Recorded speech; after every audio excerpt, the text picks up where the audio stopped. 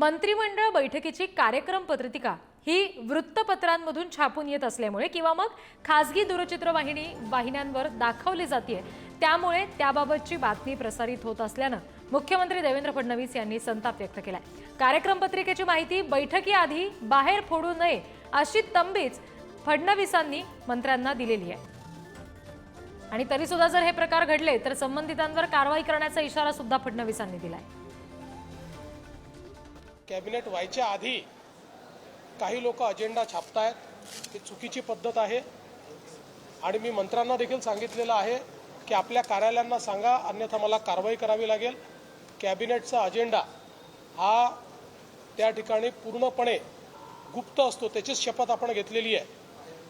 म्हणजे याच्यातनं काही लपवण्यासारखं काही नाही, पण जे नियम आहेत ते नियम आहेत। त्याच्यामुळे आपल्याला देखील माझी विनंती आहे की जी माध्यमं कॅबिनेटच्या आधी अशा प्रकारे कॅबिनेटचा अजेंडा सांगतायत, अजेंडा दाखवतायत, कृपया आपल्या TRP करता किंवा आपल्या खपा करता पेपरच्या अशा प्रकारे या ठिकाणी नियम मोडू नका।